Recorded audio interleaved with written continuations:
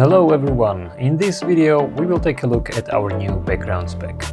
It works with Adobe After Effects and Premiere Pro. We will look at both, so let's start with Premiere. First, let's take a look at what's inside the pack. There is quite a lot of backgrounds.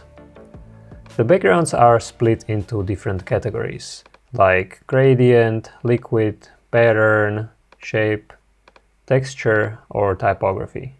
When you select the folder, you can see the items in it. Those are the same as these on the left.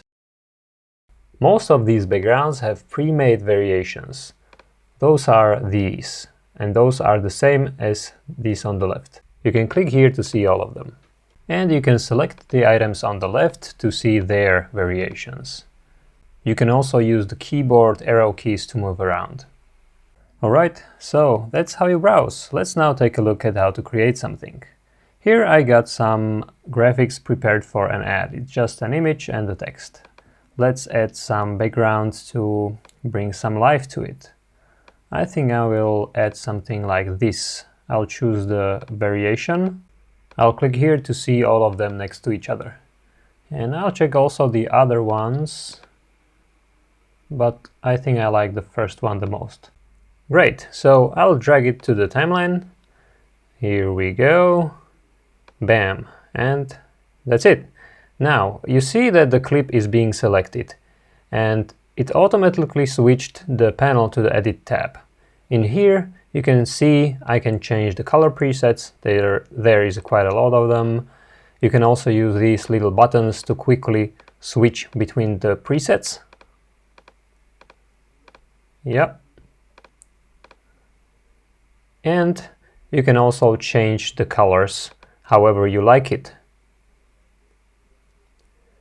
Then you can also edit the properties of the motion graphics. For example, you can rotate it, or you can change the position, or also the liquid scale. Each background has different properties that you can change. Let's take a look at the preview. Nice. You can also reset the preset by clicking here. And there's one more cool thing about this. If you change the color to something custom, for example a red, you can save this as your own color preset. That way you can use it later. Another thing that you can do is to replace a background. So I'll go and look for a new background. I'll select it. And now, having the clip in the timeline selected, I'll hit the replace button. And that's it, easy peasy. One quick tip, if you want your rendering to go a little faster, you can try to select a smaller playback resolution. Also, if you are done with editing the background, you can use the render and replace feature that will pre-render the clip and replace it with the footage.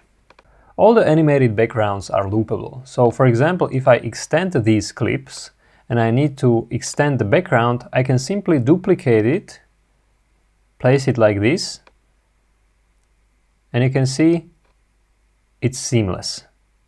And if I want to make changes on both clips at once, I can simply select them and make changes in the Edit tab. The changes will affect both clips. Let's now jump to After Effects. Here I got some composition with the green screen footage and the text. Let's put there some nice background. So I'll choose the liquid. I'll just dock this panel here, and I'll choose this yellow background. I'll add, and I'll move the layer below the other layers. You can do the regular stuff like change the color presets, and you can change the duration of the background. So for example, I change it to 15 seconds, and now you can see that the layer is longer.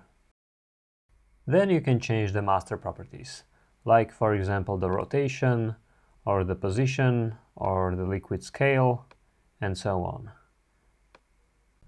The best thing about this is that this layer is a composition. So for example, I can take these two layers, cut them, go inside this background composition, and paste them.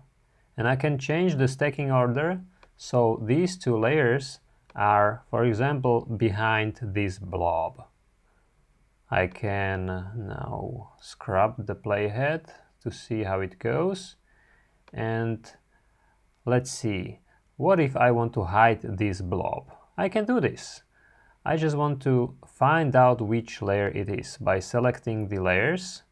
The bounding box now tells me that it's this layer, and I can look inside the layer content. By selecting each content, I can see the bounding box, and I can turn it off. So you can see how easy it is to do pretty much anything you want with it. Let's take a look at the preview, and awesome! Now let's check the other example. I want to use this text as a mask, so I'll select this layer and I'll look up some nice background. This will do. I'll choose the right variation and press Apply as Texture. Bam! That's it. Pretty cool. If you can see here this little white edge, you can quickly fix it by just turning off the masking layer. You can do stuff like changing the text. It works like a charm. And also you can change the color presets. You can experiment with it to find what is looking the best. Then you can adjust the master properties. For example, let's change the liquid scale. I'll increase it a little, and let's preview. One more thing I'll show you is how easily you can replace the background. Just select the layer, then look up another background. For example, this one. Yeah, this will do, and press Replace. And that's it. So, thank you very much for watching. This is the new background spec. If you like it, go get it, and see you in the next one.